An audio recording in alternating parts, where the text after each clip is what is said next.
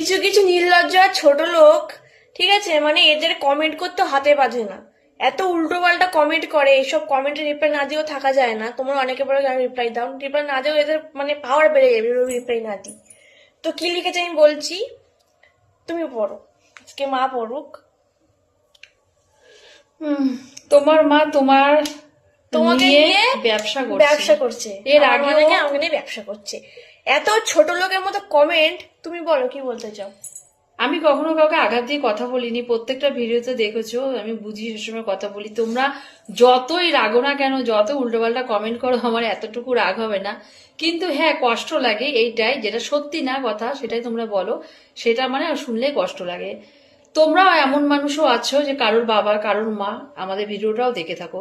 তো তোমরা নিশ্চয়ই সন্তানেরই মা, যারা আমার ভিডিও দেখো, কারো মা কারো বাবা আমাদের ভিডিওটা দেখে থাকেন, তারা প্লিজ একবার কমেন্টে এসে একটু লিখবেন তো, কোনো মা ইচ্ছাকৃত করে কোনো মেয়েকে কি ব্যবসায় নামিয়ে দেয়?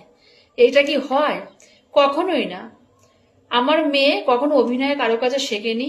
ও যতটুকু যা করে ঘরে বসেই শখ করে করতো। খুব ছোট থেকেই ও যখন ভিগো ছিল, টিকটক 2019 সালে, 18 সালে। হ্যাঁ, তখন আমার মেয়ে খুব ছোট, তখন অতটুকু মানে ওর মধ্যে পয়সার লালসাটা আসেনি। আর আমাদের তো মা বাবা, আমাদের তো কখনো সন্তানের থেকে তো টাকা পয়সা বড় না।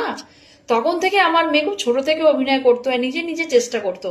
তো করতে করতে আজকে তোমাদের ভালোবাসা এই জায়গাটা এসে দুটো পয়সা ইনকাম করছে। অনেকে সেটা সহ্য হয় না, তোমাদের জ্বালা লাগে। তো যাদের জ্বালা লাগছে তারাও ইনকাম করো না, করো, বারণ কে করেছে?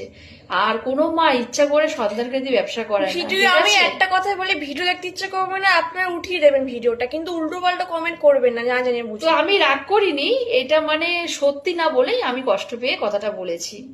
তোমরা যারা সন্তানের মা বাবা আমাদের ভিডিওটা দেখবে, তারা প্লিজ একবার কমেন্টে জানাবে যে কোনো মা কি ইচ্ছা করে কি সন্তানকে দিয়ে ব্যবসা করায়? আর আমার কাছে আমার সন্তান সব থেকে প্রিয়, ভালোবেসে আমরা দুইজন মা মেয়ে ভিডিও করে থাকি। ঠিক আছে?